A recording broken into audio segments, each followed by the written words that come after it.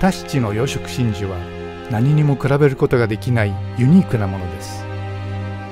ポリネシアの環礁の明るいラグーンの輝き、そしてその形は女性の体の官能美を表しています。黒蝶貝から生まれたタヒチの養殖真珠はさまざまな色、形、ニュアンスの可能性を作り出します。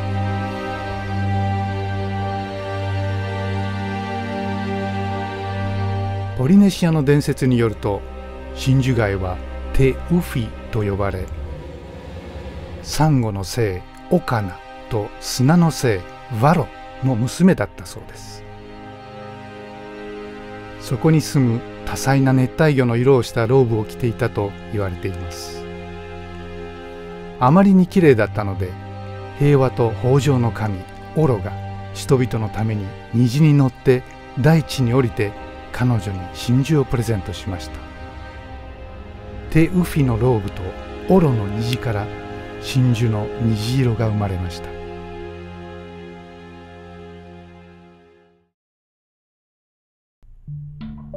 真珠貝はもともとサンゴに自然にくっついていて、きれいなトルコ石色のラグーンで育っていました。たまたまその貝殻の中に砂の一粒が入っていました。母貝は真珠層またはアラゴナイトと呼ばれる物質で砂の粒を包んでしまいます。真珠はこうして誕生したのです。しかしこの現象はあまりにも稀なことでした。60年代にすでに日本で使われていた養殖技術がフレンチポリネシアでも使い始められました。ピンクタダ・マルガリティフェラ・クミンギの貝に砂の粒の代わりに川の貝殻でできた鍼灸状の核と若い真珠貝のかけらを入れます。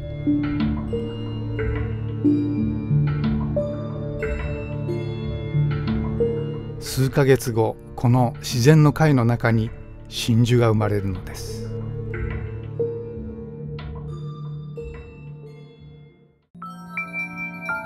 真珠の母貝と真珠層はフランス語でナクと呼ばれます。この言葉はイラン語できらめく飾りを意味するナカールが語源と言われています。タヒチの養殖真珠で使われる母貝はピンクタダ・マルガリティフェラ・クミンギと呼ばれる黒蝶貝で、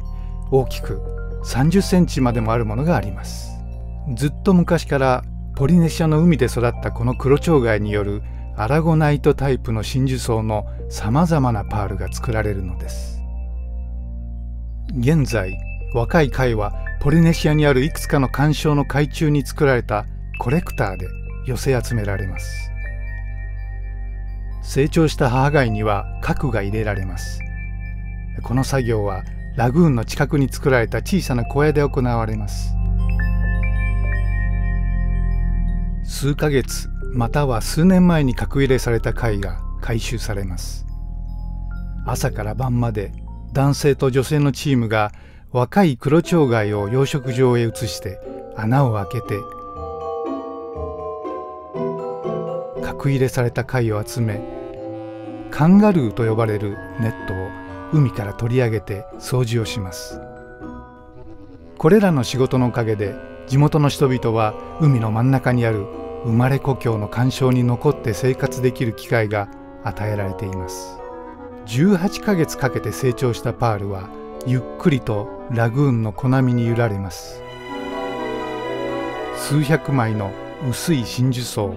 アラゴナイトが母貝の中に職人によって入れられた核と若い真珠貝のかけらを徐々に包み込み重ねられていきます。パールの光沢や輝きの深さはこのプロセスによって違ってきます。その後、母貝から無垢な真珠を取り出して、これに評価を下して寸法を測って直径、色、形、光沢、輝きと表面の質によって分類します。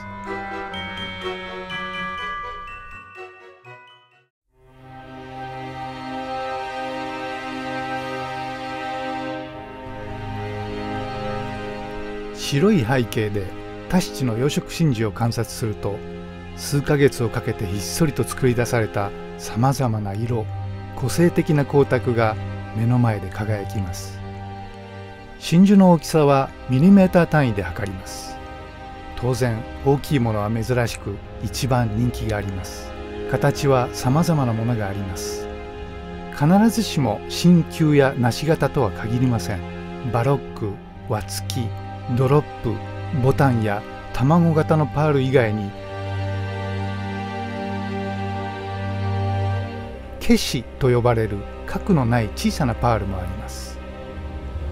母貝が核入れの時に入れた核を吐き出して小さな貝のかけらからケシができます。そしてパールの養殖の初期の頃に最初に収集したのは黒蝶貝の殻の内側にできる半球型のマベです。ケシもマベもタヒチの養殖真珠と同じようにポリネシアの環礁の虹色に輝いています。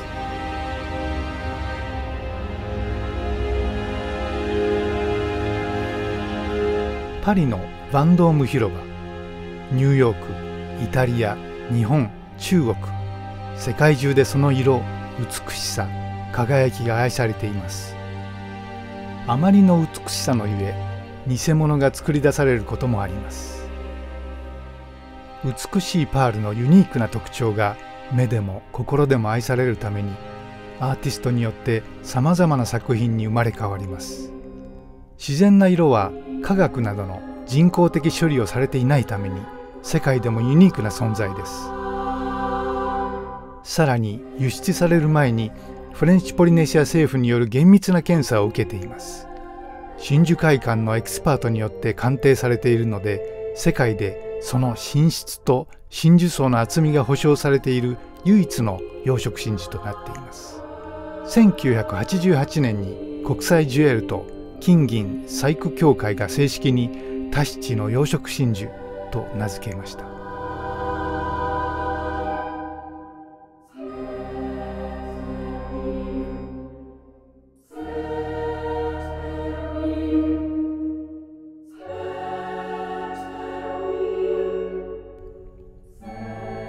神々の伝説、そして大地の大海原から生まれるパールは人間と自然の共生の印です。人間は色や艶をきれいに見せてくれるこの真珠を愛して優しく大事に扱い、そしてそれを宝石に作り出し、世界中でその美しさを誇っています。